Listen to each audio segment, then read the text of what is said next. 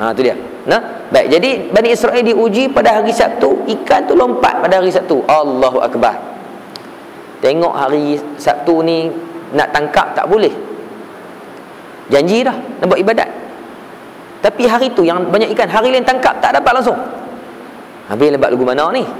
Duk teliuk nampak ikan duk lompat tu. Tak. Jangan orang hak yang kaki mancing ni jangan kira.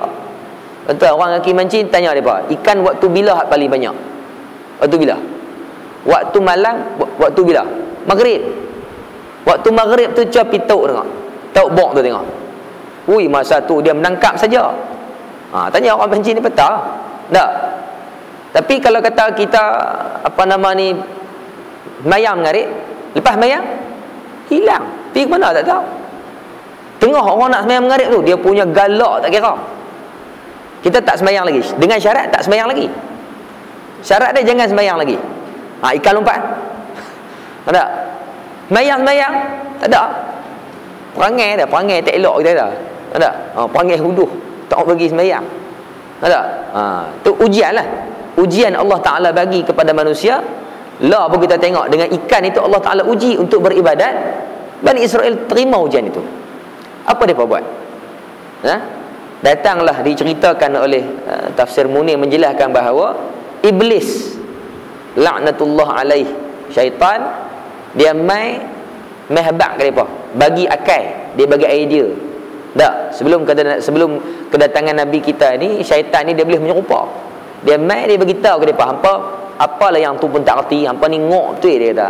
Dia tak tahu lah gitu. Dia kata hampa buatlah macam ni, hampa buat perangkap hari Jumaat. Hari Jumaat buat perangkap siap-siap. Hari Sabtu jangan kacau, hampa buat ibadat. Hari Ahad esok pergi angkat. Hari Jumaat hampa tak siap-siap. Hari Sabtu tu dia duduk situ lah. Ikan masuk apa semua biar pergi ke dia. Hari Ahad esok hampa ambil. Tu dia. Baik. Tak apa, depa pun kata ni idea bagus ni. Idea bagus. Tak apa api. Depa buat. Tak, yang kata Iblis ni. Depa buat, depa bubuh hari Jumaat tu, depa bubuh siap-siap, tangkap siap-siap. Hari Sabtu depa tengok buat tak peduli. Hari Ahad depa pergi angkat. Memang dapat banyak. Baik, pada ketika inilah kita tengok bagaimana disebut dalam tafsiran tadi bahawa manusia pada ketika itu telah berpecah kepada 3 golongan.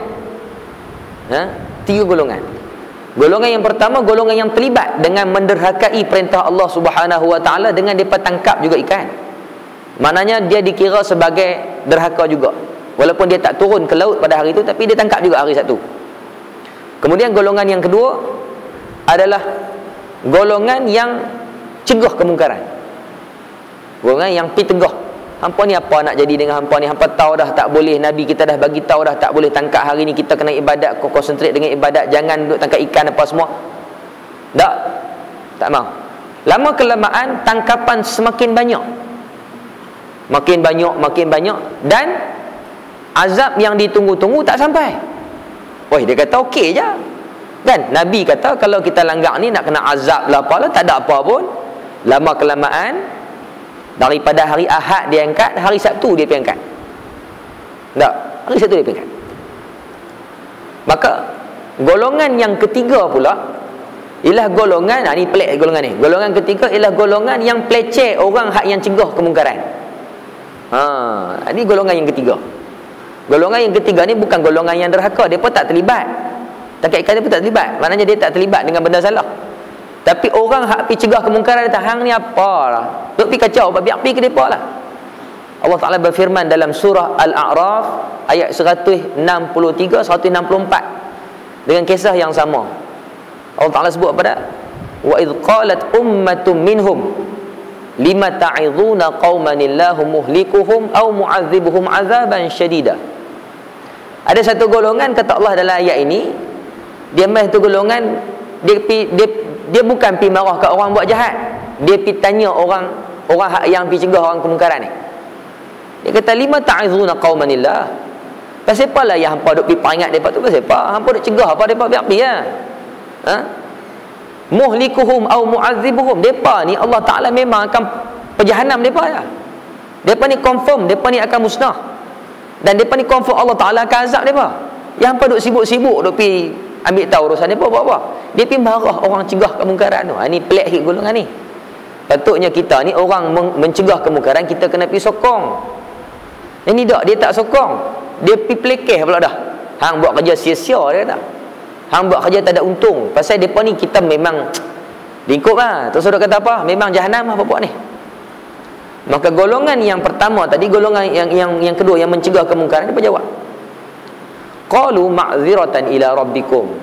Benarnya kami buat kerja ni bukan kerana kami nak depa jadi lagu mana, kami tak peduli, biar pergi ke depa lah. Tapi dia kata apa? Ma'ziratan ila rabbikum.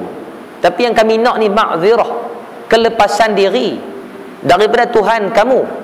Tuhan kamu tu Tuhan depa jugalah. Mana Tuhan kita, Allah Ta'ala. Kita buat ni supaya dengan itu kita tak dipersalahkan di depan Allah Ta'ala nanti. Kita habaq ke depa, walaupun kita tahu kita tak akan boleh mencegah kemungkaran kesemuanya.